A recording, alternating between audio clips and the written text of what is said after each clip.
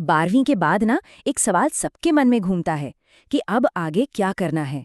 बहुत से लोग ग्रेजुएशन का इंतजार नहीं करना चाहते, उन्हें एक अच्छी स्टेबल नौकरी चाहिए होती है।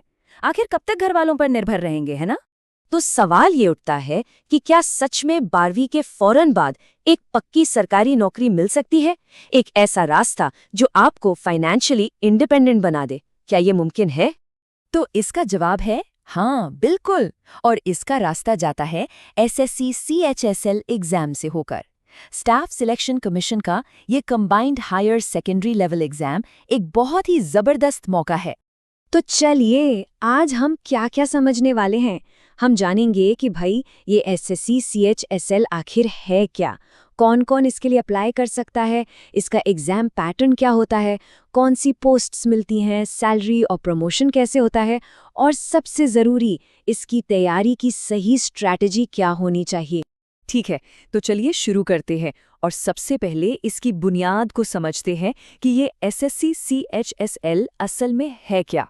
देखिए, एसएससी मतलब स्टाफ सिलेक्शन कमीशन भारत सरकार की एक बहुत बड़ी रिक्रूटमेंट एजेंसी है। इसका काम है सेंट्रल गवर्नमेंट के अलग-अलग मंत्रालयों और डिपार्टमेंट्स के लिए स्टाफ भर्ती करना। और सीएचएसएल यानी combined higher secondary level exam खासतौर पर उन लोगों के लिए है जिन्होंने अभी-अभी 12वीं पास की है। अच्छा, ये तो समझ आ गया, पर अब सबसे बड़ा सवाल, इस एग्जाम में बैठ कौन सकता है? आइए इसकी एलिजिबिलिटी यानी पात्रता की शर्तों को जानते हैं। यहाँ पर ना दो मेन चीजें हैं। पहली, आपकी पढ़ाई। आप किसी भी मान्यता प्राप्त बोर्ड से 12वीं पास होने चाहिए।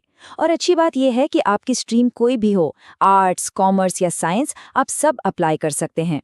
दूसरी है उम्र की सीमा, जो 18 से 27 साल के बीच होनी चाहिए। हाँ, लेकिन सरकारी नियमों के हिसाब से कुछ रिजर्व्ड कैटेगरीज को ऊपरी उम्र सीमा में छूट मिलती है। जैसे एससी, एसटी कैंडिडेट्स को 5 साल की, ओबीसी को 3 साल की, और जो दिव्यांग उम्मीदवार हैं उन्हें उनकी कैटेगरी के हिसाब से 10 से 15 साल तक की छूट मिल सकती है। एलिजिबिलिटी समझने के बाद अब सबसे ज़रूरी है एग्जाम की पूरी बनावट को समझना। तो चलिए इसके पूरे पैटर्न को एक एक करके डीकोड करते हैं। तो ये सिलेक्शन प्रोसेस ना मोटे तौर पर 3 पड़ावों में बटा है। सबसे पहला है टियर 1, जो एक कंप्यूटर पर होने वाला ऑब्जेक्टिव टेस्ट है। इसको पास करने के बाद आता है टियर 2, ये भी एक ऑब्जेक्टिव टेस्ट ही है। और आखिर में होता है एक स्किल टेस्ट या टाइपिंग टेस्ट, जो सिर्फ क्वालिफाइंग नेचर का होता है। मतलब इसके नंबर नहीं जुड़ते, बस इसे पास करना होता है। अब जरा टियर 1 को करीब से देखते हैं। इसमें 4 सब्जेक्ट्स आते हैं: रीजनिंग, जनरल अवेयरनेस, मैथ्स और इंग्लिश। हर सब्जेक्ट से 25 सवाल पूछे जाते हैं और हर सवाल 2 नंबर का होता है। तो कुल मिलाकर 100 सवाल 200 नंबर के। और ये सब करने के लिए मिलते हैं सिर्फ 60 मिनट। और हाँ, एक बात का खास ध्यान रखना, हर गलत जवाब पर नेगेटिव मार्किंग भी है, तो तुक्केबाजी से बचना है। यहाँ सारा खेल स्पीड और एक्यूरेसी का है। अब यहाँ एक बहुत ज़रूरी बात है, टियर 2 का पैटर्न अब बदल गया है और इसे समझना बहुत ही ज़्यादा ज़रूरी है, क्योंकि आपकी जो फाइनल मेरिट लिस्ट बनेगी ना, वो इसी के आधार पर बनती है। तो देखिए, इस नए पैटर्न में टियर 2 को 3 सेक्शंस में बांटा गया है। सेक्शन 1 में है मैथ्स और रीजनिंग, दोनों के 30-30 सवाल। सेक्शन 2 में इंग्लिश और जनरल अवेयरनेस है, जिसमें इंग्लिश के सवाल ज़्यादा हैं। और आखिर में है सेक्शन 3 कंप्यूटर नॉलेज का। याद रखिए, ये सिर्फ क्वालिफाइंग है, मतलब इसके नंबर फाइनल मेरिट में नहीं जुड़ेंगे, पर भाई इसे पास करना कंपलसरी है। इतनी मेहनत, इतनी पढ़ाई के बाद मिलता क्या है? चलिए अब बात करते हैं उस इनाम की, यानी कौन सी पोस्ट्स मिलती हैं, सैलरी कितनी होती है और करियर में आगे बढ़ने के क्या मौके होते हैं। इस एग्जाम के जरिए आपको मेनली 3 तरह की पोस्ट्स मिलती हैं: लोअर डिविजनल क्लर्क यानी एलडीसी, जूनियर सेक्रेटेरिएट असिस्टेंट यानी जेएसए, और डेटा एंट्री ऑपरेटर यानी डीईओ। यहाँ एक ज़रूरी अपडेट है, पहले इसमें पोस्टल असिस्टेंट की पोस्ट भी होती थी, जो अब एसएससी सीजीएल एग्जाम के जरिए भरी जाती है। तो भाई जेब में कितने पैसे आते हैं? एक एलडीसी या जेएसए के तौर पर जब आप करियर शुरू करते हैं तो आपकी इन हैंड सैलरी लगभग 30,000 रुपये प्रति महीना हो सकती है। सोचिए, 12वीं के ठीक बाद ये एक बहुत ही बढ़िया और सम्मानजनक शुरुआत है। हाँ, एक बात ध्यान रखनी है कि ये सैलरी थोड़ी ऊपर नीचे हो सकती है। ये इस बात पर डिपेंड करता है कि आपकी पोस्टिंग किस शहर में हुई है।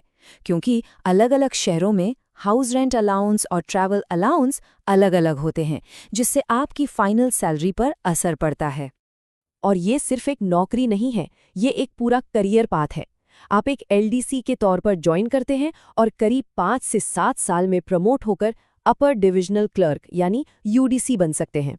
उसके बाद असिस्टेंट या सेक्शन ऑफिसर और फिर सीनियर पोस्ट्स तक पहुंचने के पूरे चांस होते हैं। मतलब एक स्टेबल और सिक्योर करियर ग्रोथ का पक्का रास्ता। तो अब जब हमने एग्जाम, पोस्ट्स, सैलरी सब कुछ समझ लिया है, तो सबसे बड़ा सवाल, तैयारी कैसे करें? चलिए अब आगे के रास्ते पर कुछ काम की टिप्स देखते हैं। देखिए, एक सफल स्ट्रैटेजी के कुछ बेसिक नियम होते हैं। सबसे पहले, सिलेबस को सिर्फ देखिए मत, उसे समझिए। जानिए कि कौन से टॉपिक्स ज्यादा जरूरी हैं। दूसरा, एक प्रैक्टिकल टाइम टेबल बनाइए जिसे आप रोज फॉलो कर सकें। तीसरा, पिछले सालों के पेपर सॉल्व कीजिए और अपनी गलतियों से सीखिए। स्पीड और एक्यूरेसी दोनों को सुधारने पर फोकस करना है। और हाँ, अपनी नींव मजबूत करने के लिए एनसीईआरटी की किताबों को कभी नजरअंदाज मत कीजिए। तो इस सारी जानकारी के बाद सवाल वही है, क्या एसएससी सीएचएसएल आपके करियर के लिए एक सही शुरुआत है? ये एक ऐसा मौका है जो 12वीं के बाद ही आपको स्टेबिलिटी, सम्मान और एक क्लियर ग्रोथ पाथ देता है। अब फैसला आपको करना है कि क्या ये रास्ता आपकी मंजिल से मिलता है।